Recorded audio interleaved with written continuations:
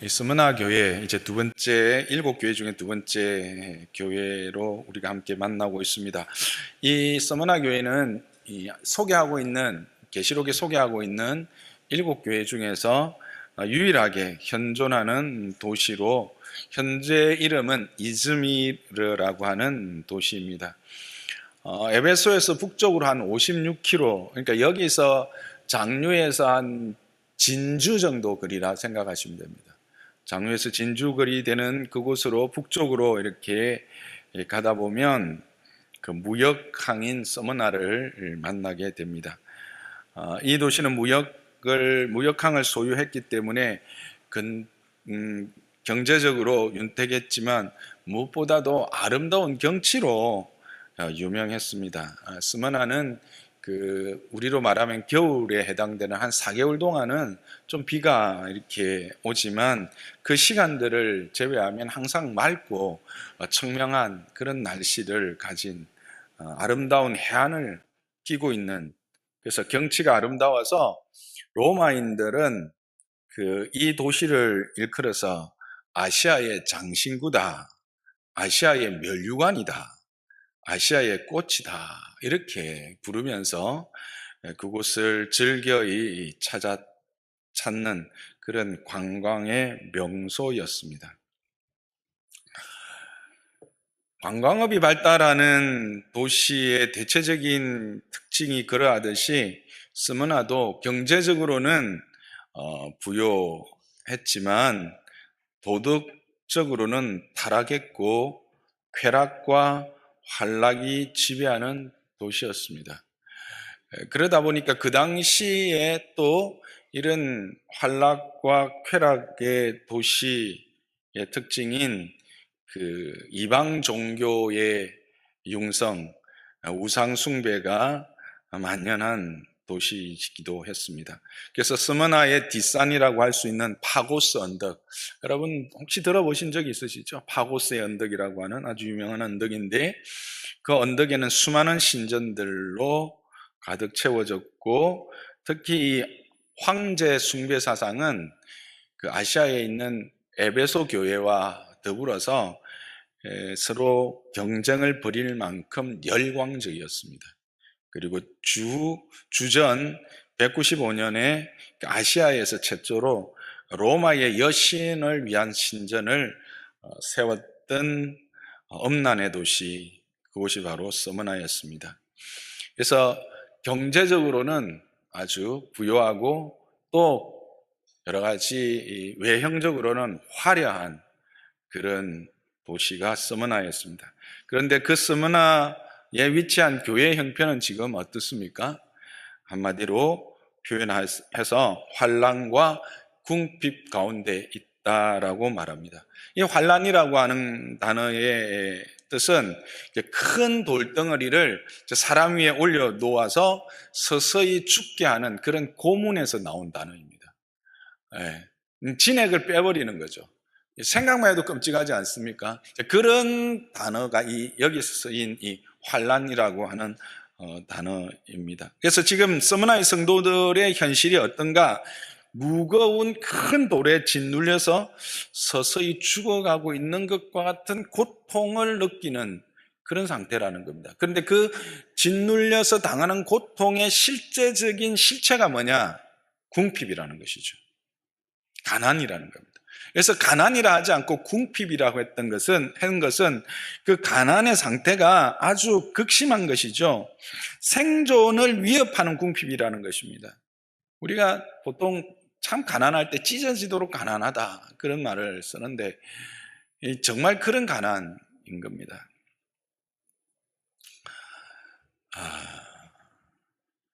여러분, 어떤 다른 무엇과 비교해서 좀 나는 가난하다, 이게 아니라 절대적인 가난, 절대적인 빈곤의 상태이죠.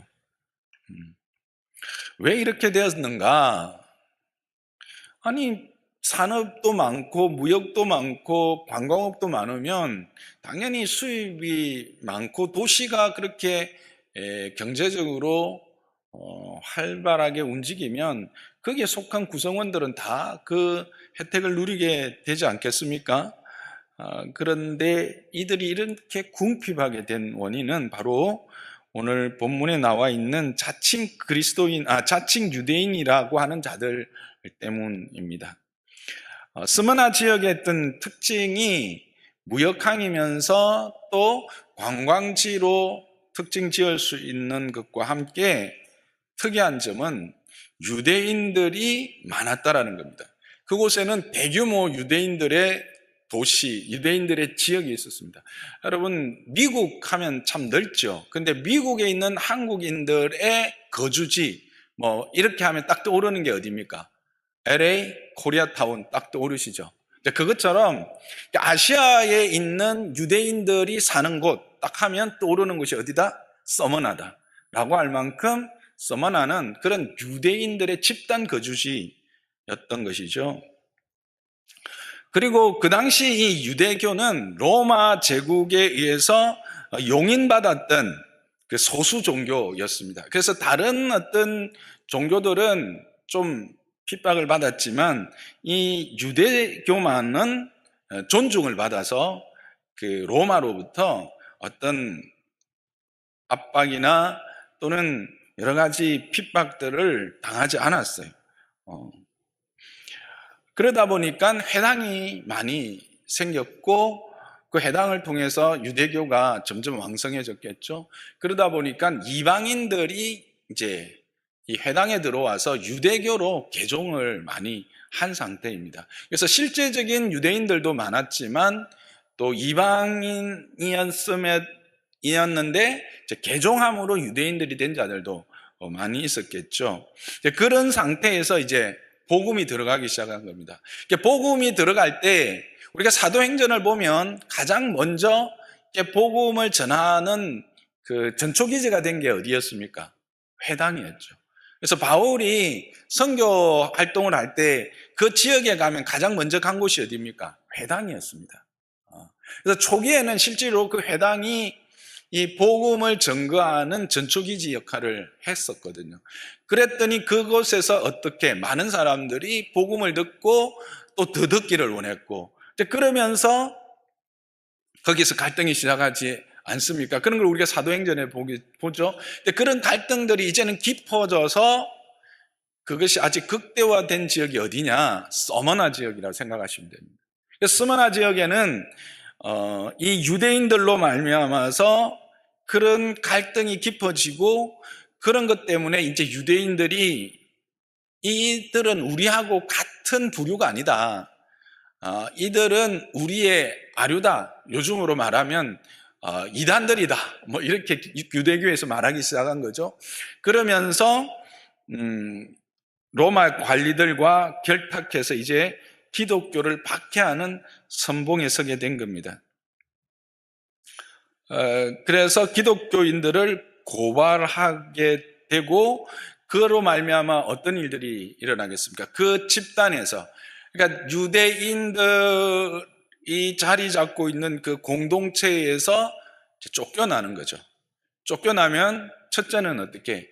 이제 직업이나 삶의 터전들을 잃어버리고 조금 더 이제 그 제국에 의해서, 권력에 의해서 압제가 시작됐으니까 재산을 몰수당하거나 감옥에 갇히거나, 그리고 한 걸음 더 나가면 이 당시까지는 그렇지 않았지만 이제 조금 더 가면 이제 실질적인 순교들이 일어나는 거죠. 여러분, 폴리캅이라고 하는 초대 교구를 혹시 기억하시는 분 있으실 겁니다.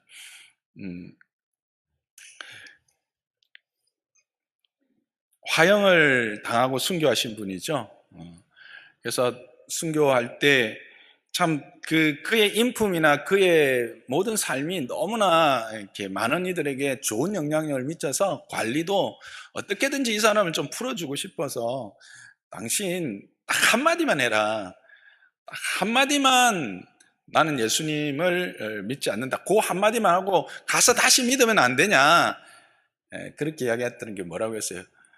이 90에 가까운 86세였던 걸로 기억하는데, 이제 86년 동안 하나님은 한 번도 나를 부인하신 적이 없는데 내가 어떻게 그 주님을 부인할 수 있겠느냐. 그렇게 말하면서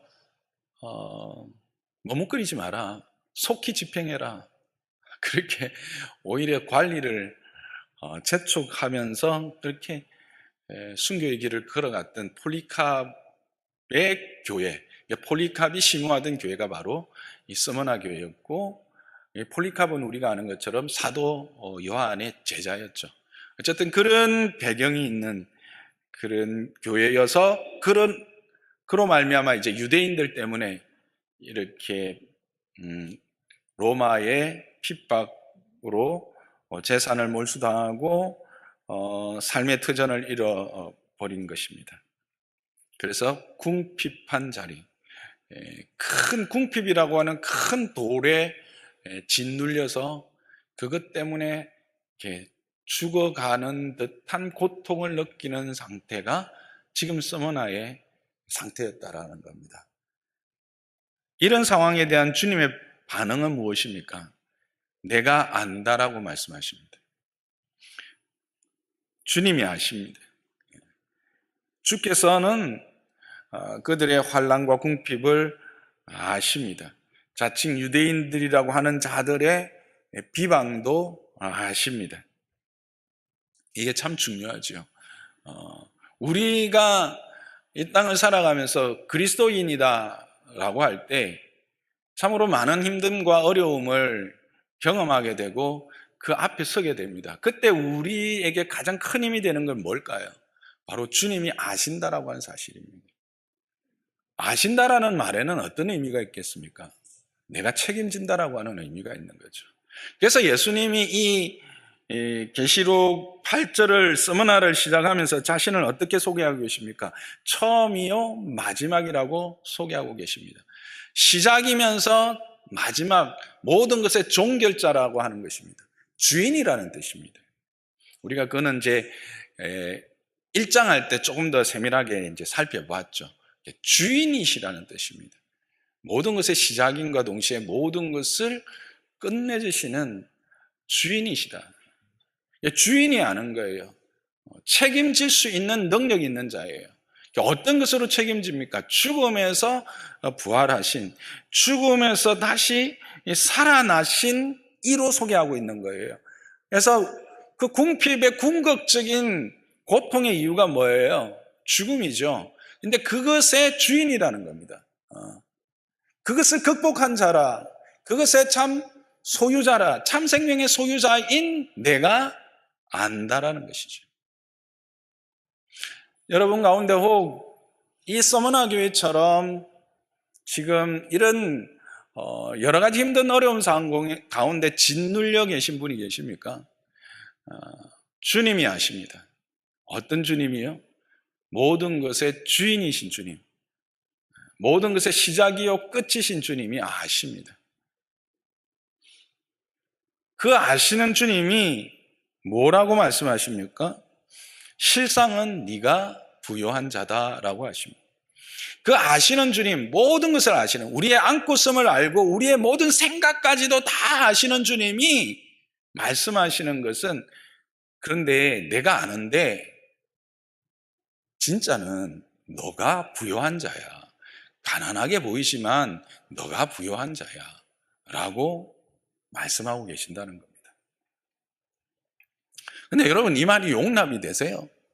이해가 되세요? 은혜가 되는 것 같지만 조금만 생각해 보면, 만일 우리의 삶의 현실이라면 이게 쑥 들어와서 아멘 되세요? 안 되죠. 직장 잃어버렸잖아요. 삶의 터전 다 빼앗겨버렸잖아요. 재산은 몰수당했어요. 그리고 내가 감옥에 가든지 아니면 그 가족들이 감옥에 갇혔어요. 어떤 이들은 이것 때문에 목숨을 잃었어요. 남편을 잃었어요. 자녀를 잃었어요. 아내를 잃었어요. 그런데 부유하다고요? 말이 안 되는 거잖아요.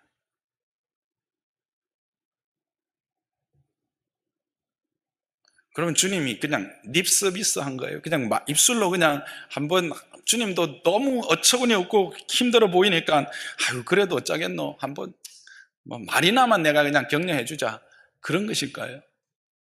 그건 역시 또 아닐 거란 말이에요. 그럼 이게 무슨 말이냐는 거예요. 왜 이들이 부유한가? 이 말씀을 이해하기 위해서는 그리스도인에게서 이 궁핍함, 환난으로 인한 궁핍함이 어떤 의미인지를 좀 알고 있어야 돼요. 그걸 이해해야 돼요. 그것을 알 수 있는 아주 좋은 모델이 있는데 모세입니다. 히브리서 11장 24절에서 26절을 함께 보지요. 함께 봅시다. 시작. 믿음으로 모세는 장성하여 바로의 공주의 아들이라 칭함받기를 거절하고 도리어 하나님의 백성과 함께 고난받기를 잠시 죄악의 낙을 누리는 것보다 더 좋아하고 그리스도를 위하여 받는 수모를 애굽의 모든 보화보다 더 큰 재물로 여겼으니 이는 상 주심을 바라봄이라. 자, 여러분, 모세가 선택한 것은 뭐예요? 모세가 선택한 것은 뭐예요? 하나님의 백성이 되는 거잖아요. 하나님 편에 서는 거잖아요.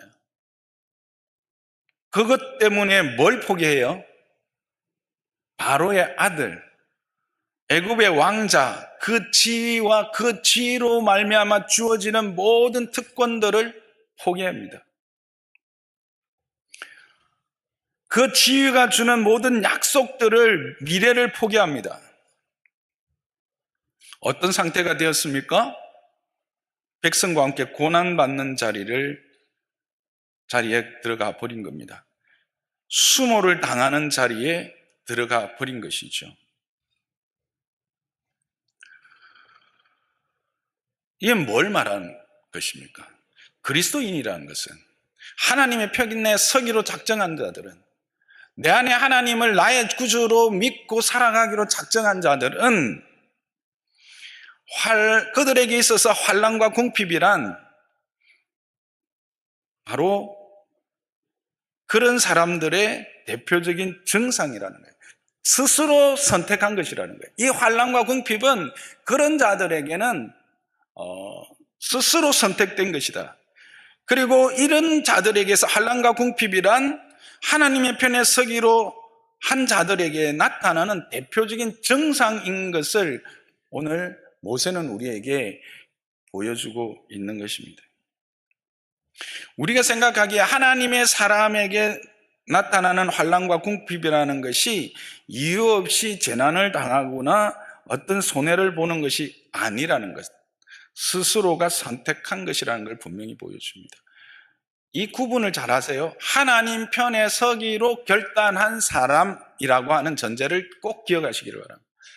하나님만을 내 삶의 주인으로 모시고 살아가겠다라고 생각한 사람, 그에게는 세상이 주는 것들로부터 스스로 떠난 자들이다 라고 하는 사실입니다. 예수를 믿기로 하면서 세상의 것을 놓은 것입니다. 포기한 것입니다. 그리고 그로 말미암아 생기는 불평과 불이익을 감수하기로 결단하는 것, 그게 바로 뭐냐?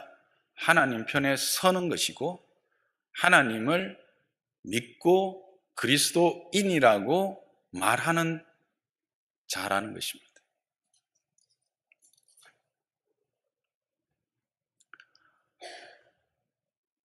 스무나 교회의 환난과 궁핍이 표면적으로는 유대인들과 로마의 결탁에 따른 것처럼 보였지만 궁극적으로는 하나님의 편에 서기로 결단한 자들의 선택이었다는 겁니다. 그렇지 않아요?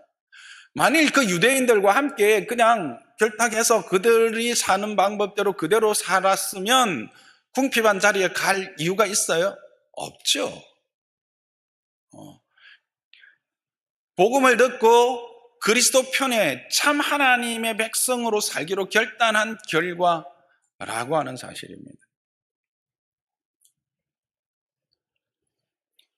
예수님도 그렇게 스스로 가난하게 되셨습니다. 빌립보서 2장 5절에서 8절을 함께 보겠습니다. 함께 읽습니다. 시작. 너희 안에 이 마음을 품으라. 곧 그리스도 예수의 마음이니 그는 금보다 하나님의 본체시나 하나님과 동등됨을 취할 것으로 여기지 아니하시고 오히려 자기를 비워 종의 형체를 가지사 사람들과 같이 되셨고 사람의 모양으로 나타나사 자기를 낮추시고 죽기까지 복종하셨으니 곧 십자가에 죽으심이라. 예수님이 어떻게 하셨다고요? 종의 형체를 가지시고 이 땅에 오신 것입니다. 그가 원래 어떤 분입니까? 하나님이십니다. 그런데 그것을 내려놓으신 거예요. 비우신 것이죠. 여러분, 이것보다 더 궁핍하게 된 것을 찾을 수 있을까요? 하나님이 하나님의 영광의 보좌, 그 모든 권위와 그것으로 말미암아 주어지는 것들을 내려놓고 인간, 죄인의 모습으로 오신 것보다 더 많은 것을 내려놓는, 더 낮아짐, 더 궁핍함을 찾을 수 있을까요? 비교할 수 있는 무언가가 있을까요? 예수님이 이 땅에 오셔서 그 죄인들로부터 손가락질 당하고 침뱉음 당하며 멸시를 당하면서 십자가에 달리시고 죽은 것보다 더 큰 환난이 있을까요? 왜 그렇게 하셨나요? 왜 그렇게 하셨나요? 그것이 진정 존귀케 되는 것이요, 진정으로 높임을 받는 것이요, 참으로 부요해지는 것이기 때문에 그렇습니다. 9절부터 11절을 보겠습니다. 시작. 이러므로 하나님이 그를 지극히 높여 모든 이름 위에 뛰어난 이름을 주사 하늘에 있는 자들과 땅에 있는 자들과 땅 아래에 있는 자들로 모든 무릎을 예수의 이름에 꿇게 하시고 모든 입으로 예수 그리스도를 주라 시인하여 하나님 아버지께 영광을 돌리게 하셨느니라. 그렇게 함으로 누가? 하나님이 그를 높이신 거예요. 어떻게 높이십니까? 모든 이름 위에 뛰어난 이름이 되게 하시는 거예요. 그래서 하늘에 있는 자들과 땅에 있는 자들, 땅 아래에 있는 자들, 그 모든 자들로 무릎을 그 이름 앞에 꿇게 하신 거예요. 그리고 예수를 주라고 시인하며 결국 하나님께 영광을 돌리게 한 거예요. 모세도 보세요. 모세도 보면 그가 그렇게 한 이유는 궁극적으로 상 주심을 바라봄이라고 하는 것입니다. 참 부요함이 뭔가, 참으로 존귀한 것이 뭔가, 참으로 높아지는 것이 뭔가를 아는 자들의 선택이라는 것입니다.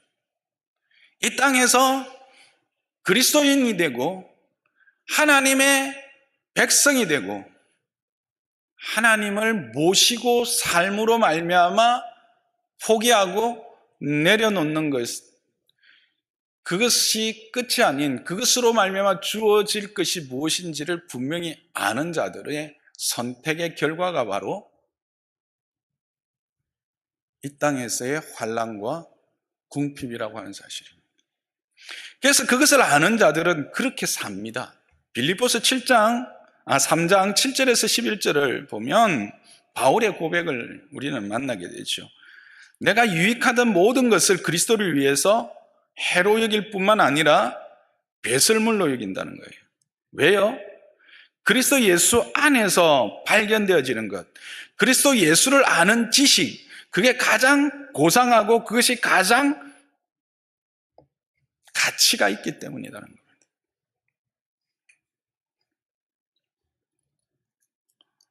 그래서 내가 그리스도와 그 부활의 권능과 그 고난의 참여함을 알고자 하여 그의 죽으심을 본받아 어떻게 해서든지 죽은 자 가운데서 부활에 이르기를 원한다라고 말합니다. 부활의 그 참 생명의 영광스러움에 이르기 위함, 그것을 위해서는 땅에 속한 것, 세상이 우리에게 주고자 했던, 예수님이 광야에 40일을 마치고 사단에게 시험을 당하셨던 이 땅의 생존을 위한 양식, 명예, 존귀함, 그 모든 것들, 그런 유혹들, 그런 것들을 버리는 것입니다. 스스로 무엇처럼 여기면서, 해로 여기면서 배설물처럼 버리는 자들. 우리가 아는 것처럼 바울이 어떤 사람입니까? 유대인 중에 유대인입니다. 이 말은 종교적으로 아주 흠이 없는 사람이라는 거예요. 그래서 그는 그런 신분적인 위치와 함께 최고의 선생에서 배운 학자였죠. 미래가 촉망되는 젊은이였습니다. 그런데 이것을 알았기 때문에 그리스도 안에서 발견되어지는 것, 그리스도를 아는 지식의 그 가치를 알고 있기 때문에 그 안에서 발견되어지기 위해서 이것들을 다 버린 것이라는 거예요. 그렇게 해서 어떻게든지 죽은 자 가운데서 부활에 이르기 원한다라고 하는 그것 때문에 그렇게 살아가는 겁니다. 이거를 다시 말씀드리면 우리가 예수 그리스도를 믿는 것 때문에, 우리가 하나님의 자녀인 것을 고백하고 사는 것 때문에 당하는 환난과 궁핍은 우리가 가진 부요함이 있다, 우리가 부요한 자라고 하는 분명한 증거가 된다는 사실을 기억하시기를 바랍니다. 우리는 그런 자임을 확인시켜주는 증거가 된다는 사실입니다.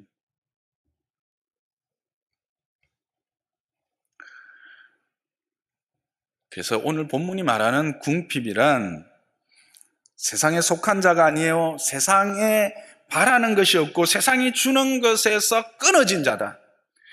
세상이 주는 그 죄에 물든 것들을 버린 자다라고 하는 증거로서의 궁핍이라는 사실입니다. 그로 말미암는 궁핍입니다.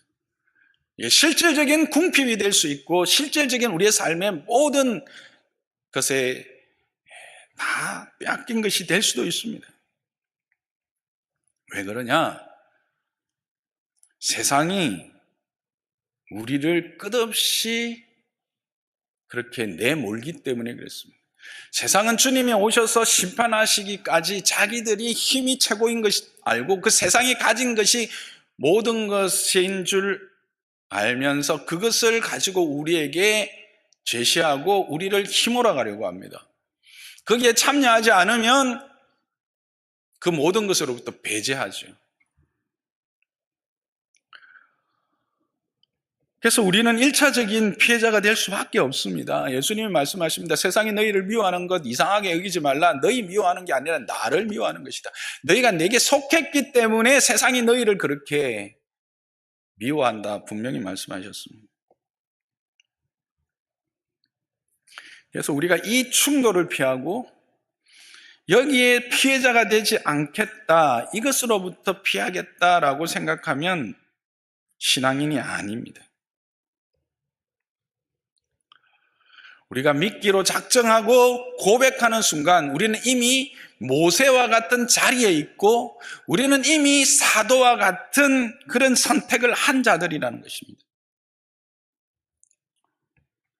그래서 예수를 믿고 내가 어디 가서 나는 그리스도인입니다, 나는 예수 믿는 사람입니다 라고 말하는 순간 우리는 하나님 편에 서고 하나님께 인정을 받고 세상에 대해서는 등을 돌리겠습니다 라고 하는, 돌렸습니다 라고 하는 말과 같은 것임을 여러분 기억하시기 바랍니다. 이런 의미에서 서머나 교회는 부요한 자들이었습니다. 하나님 편에서 부요한 자들인 겁니다. 세상의 시각에서는 환난과 궁핍이지만 뒤집어서 하나님 편에서 보면 부요한 것이라는 겁니다. 여러분, 안중근 의사를 잘 아시죠? 안중근 의사가 누구를 저격합니까? 이토 히로부미를 저격하지요. 우리에게 보는 이토 히로부미는 어떤 존재입니까? 우리 조선 땅을 침탈한 원수 중에 원수지요. 그러나 여러분, 일본인 편에 보면 이토 히로부미는 어떤 존재일까요? 영웅 중에 영웅입니다. 가장 뛰어난 총리, 뛰어난 정치가입니다. 우리가 볼 때는 원수를 저격한 것이지만 일본인 편에서 보면 안중근 의사는 누구입니까? 테러리스트입니다. 뭘 말하는 줄 아시겠죠? 세상 편에서 보면 우리는 가난한 자요. 우리는 어쩌면 어리석은 자요. 참으로 세상 물정 모르는 그런 자처럼 보일 수 있습니다. 그러나 하나님 편에서 보면 우리는 사랑하는 자요. 하나님이 기뻐하시는 자요. 부요한 자라고 하는 사실입니다. 그래서 예수님이 지금 실상은 너희가 부요한 자다 말씀하시는 겁니다. 그래서 우리는 때로 세상에 대해서, 우리는 분명히 세상에 대해서 스스로 가난해져야 합니다. 세상에 대해서, 세상이 주고자 하는 것들, 세상이 주고자 하는 그런 말초적이며 때로는 감각적이며 때로는 인간적인 어떤 명예나 권력이나 그런 쾌락에 대해서 가난해져야 합니다. 물질에 대해서도 그렇습니다. 내가 만족하고 내가 감당할 수 있는 것만큼의 감당하고 그 이상을 욕심내지 않아야 합니다. 성경이 분명히 가르치는 바입니다. 여러분, 최근에 50대에 한 300억 되는 재산을 카이스트에 기부한 사람의 기사를 읽으신 분이 있을 줄 압니다. 300억입니다. 50대입니다. 그 사람이 기부하면서 무슨 말을 했죠? 이렇게 큰 돈이 내게 온 것은 그 사용처에 대한 책임을 지우기 위한 하늘의 배려라고 생각한다. 물질이라는 것은 그냥 내가 쓰고 내 쾌락과 내 만족을 얻기 위해서 주시는 게 아니는 거예요. 물질에는 그 물질로 말미암아 해결해야 되고 그것을 통해서 해야 될 책임이 있다. 물질 자체가 책임이 있다라는 거예요. 그런데 이제는 그것을 넘어섰다는 거예요. 자기가 책임질 수 있는 한계를 넘어섰다라는 거예요. 그래서 나는 너무나 많은 밤을 설쳤다는 거죠. 그래서 이 책임을 이제 카이스트에 넘기게 되어서 오히려 카이스트에 미안한 마음이 든다라고 말하고 있습니다. 그러면서 이제 홀가분한 기분으로 편안하게 잠잘 수 있을 것 같다라고 고백합니다. 나는 이 사람 100% 크리스찬이라고 나는 확신합니다.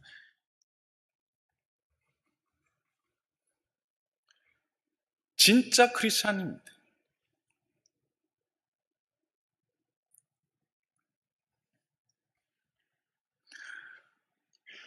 스스로 세상에 대해서 가난해져야 합니다. 궁상을 떨라는 것이 아닙니다. 그것 때문에 안달하지 말라는 겁니다. 그것 없다고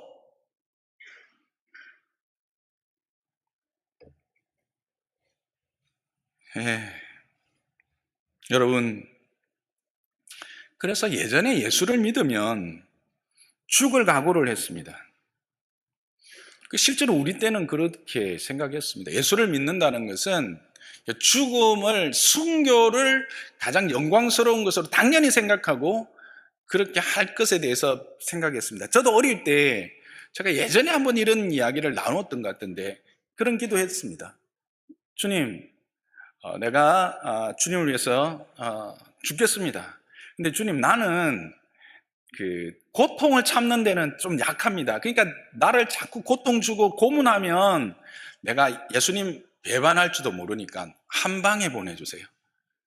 그래서 총살을 하시든지 뭐 참수를 하시든지 한 방에 보내면 그렇게만 해주십시오. 내가 주님을 위해서 죽겠습니다. 저 진짜 그렇게 기도했었어요. 우리 때는 그런 어떤 결연함이 있었어요.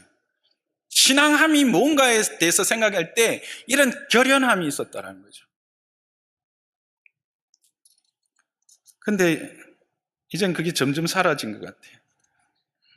오히려 하나님의 편에 서고 예수님을 믿으니 세상의 것을 보상해 달라고, 세상의 것을 보상받겠다고 아우성을 치고 있습니다. 그래서 모든 고통을 면해 달라고, 내가 가지고 있는 이 소원보다 더 많이, 내가 생각하는 것보다 더 많이 달라고. 그래서 그것이 내게 보상으로 주어지면 나는 믿음이 좋고, 그렇게 보상을 받은 것처럼 보이는 사람이 믿음이 좋고, 그렇지 못한 사람은 믿음이 없는 것처럼 우리는 생각하고 그렇게 판단하고 그렇게 신앙의 걸음을 걸어가고 있다는 사실입니다. 만일 우리가 계속 그렇게 생각한다면 그것이 믿음의 증거요, 우리의 믿음의 크기의 증거라고 생각을 한다면, 그렇게 가르치는 자가 있다면 가짜입니다. 분명히 말씀드립니다. 우리는 세상의 것을 버린 자들입니다. 그리고 하나님의 것을 취한 자들입니다. 세상의 편에 서기를 포기하고 하나님의 편에 서기로 결단한 자들입니다. 그래서 이제는 왕자가 가지고 있는 그 지위와 그 지위로 말미암아 약속된 것들을 포기한 자들입니다. 왜요? 하나님의 상이 있기 때문에 그렇습니다. 그게 종말론적 신앙입니다.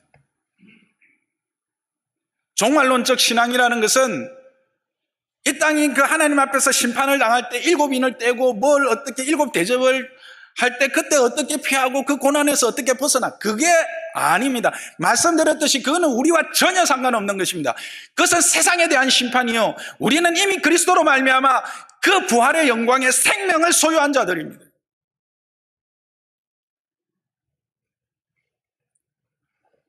이런 말을 하면, 목사님, 저 사람은요, 저 사람은 제가 보기에는 누릴 거 다 누리고 예수도 잘 믿는 것 같은데요, 나만 왜 이렇게 힘든 겁니까? 왜 나만 미워하시는 것 같죠? 요한복음 21장 21절에서 22절에 보면 베드로가 예수님께 여쭙는 말씀이 있습니다. 이거 우리가 잘 아는 것처럼 네가 나를 사랑하느냐라고 하는 세 번의 대답을 받은 이후에 그 옆에 이제 요한이 있었어요. 요한이. 그 요한을 보면서 주님, 제 요한은 어떻게 될 것 같습니까? 이랬더니 예수님이 뭐라고 말씀하십니까? 신경 꺼. 내가 다시 올 때까지 그를 살려놓든지 어떻게 하든지 신경 꺼. 너는 그냥 나를 따라. 너의 십자가를 지고 나를 따라. 그렇게 말씀하시는 겁니다. 여러분, 각자의 십자가가 있습니다. 아무리 겉으로 화려하게 보인다고 해도 그 화려함 안에 그가 감당해야 될 십자가는 분명히 있습니다. 나는 내가 짊어진, 내게 태워진 십자가를 지고 가면 그것이 하나님의 영광이 되고 그것이 분명한 메시지가 되어서 세상이 그것을 통해서 예수님을 보는 것입니다. 그것이 편지가 되고 그것이 그리스도의 향기가 되는 것입니다.